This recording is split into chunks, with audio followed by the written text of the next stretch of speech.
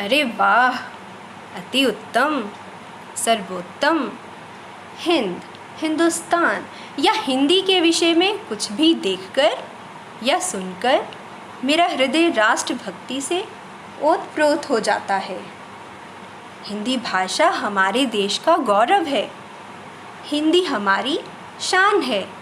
हिंदी से हिंदुस्तान है।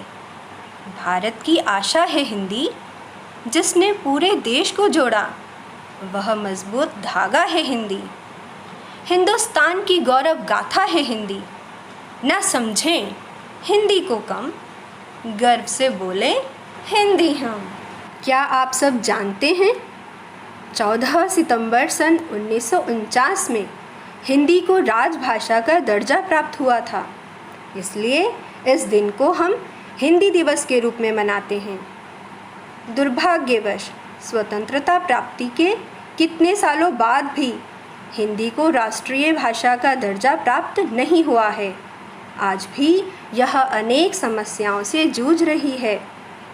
जहां आज ऐसा समय है, देश का हर बच्चा अंग्रेज़ी बोलने में अपनी शान समझता है। अंग्रेज़ों के बाद आज हमारा देश अंग्रेज़ी भाषा का गुलाम हो गया है और अंग्रेज़ चाहते भी यही थे। सुन अरे राह से भटके हुए हिंदुस्तानी इंसान, सुन अरे राह से भटके हुए हिंदुस्तानी इंसान, अब तो दिला अपनी हिंदी भाषा को सम्मान। लौट आए तेरा स्वाभिमान, लौट आए तेरा स्वाभिमान। और सभी का रुझान हिंदी भाषा की ओर बढ़े।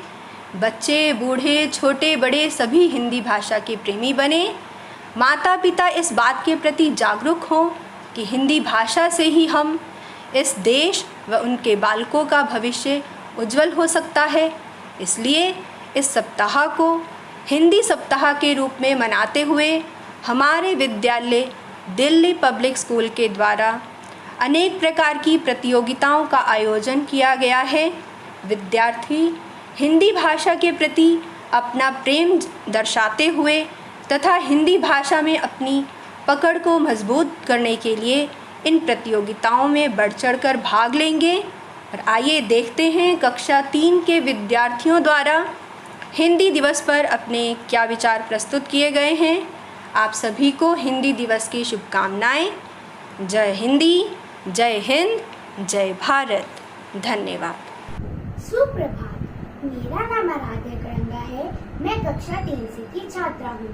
आज हिंदी दिवस के अवसर पर मैं कुछ बताना चाहती हूँ। अपना देश महान है, हिंदी से हिंदुस्तान है। 14 सितंबर 1953 को पहली बार भारत में हिंदी दिवस मनाया गया। पूरे विश्व में सबसे ज्यादा बोले जाने वाली भाषाओं में से हिंदी का चौथा स्थान है। उत्तर भारत के कई राज्यों में बड़ी संख्या में हिंदी भाषी लोग पाए जाते हैं। हिंदी को हमें विश्व पटल पर लाना होगा।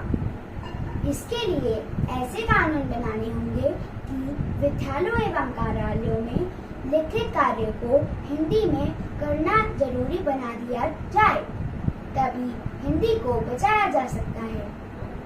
अंत में आप सभी को हिंदी दिवस की हार्दिक शुभकामनाएं। धन्यवाद। नमस्कार, मेरा नाम मनस्वी शर्मा है। मैं कक्षा 3 की छात्र हूँ। आज मैं आपके सामने अपने मनपसंद कवि सोहनलाल द्विवेदी जी के बारे में कुछ लाइनें बोलना चाहूंगी। तो चलिए शुरू करते हैं।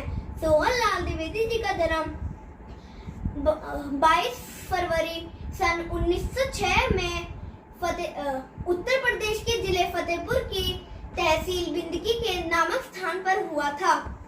सोहनलाल द्विवेदी जी हिंदी काव्य जगत के अमूल्य निधि हैं। सोहनलाल द्विवेदी जी ने हिंदी में MA तथा संस्कृत में अध्ययन किया है। सोहनलाल द्विवेदी जी हिंदी के राष्ट्रीय कवि के रूप से प्रसिद्ध हुए हैं।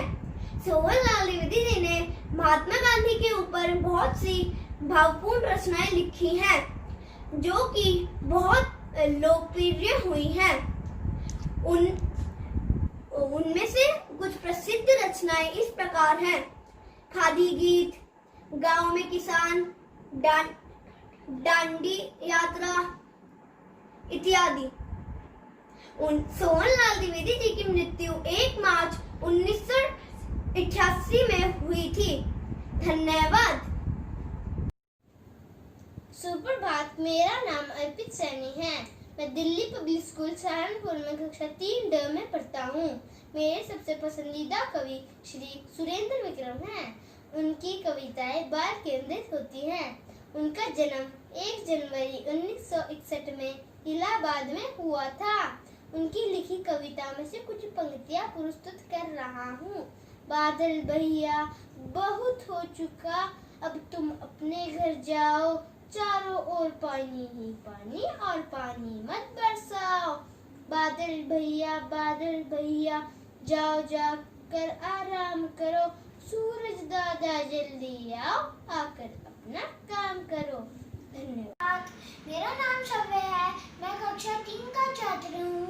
आज मैं आपको महादेवी वर्मा जी के बारे में बताने जा रहा हूँ। महादेवी वर्मा जी का जन्म 26 मार्च सन 1907 उत्तर प्रदेश में हुआ था। उन्हें मीरा के नाम से भी जाना गया। उनके पिताजी का नाम गोविंद प्रसाद वर्मा था। उनकी माताजी का नाम हीम रानी था।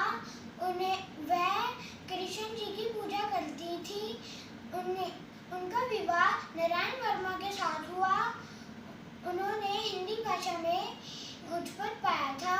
उनकी मृत्यु 11 सितंबर सन 1987 में हुई थी। उनकी रचनाएं मेरा परिवार और गिल्लू। नमस्कार। धन्यवाद।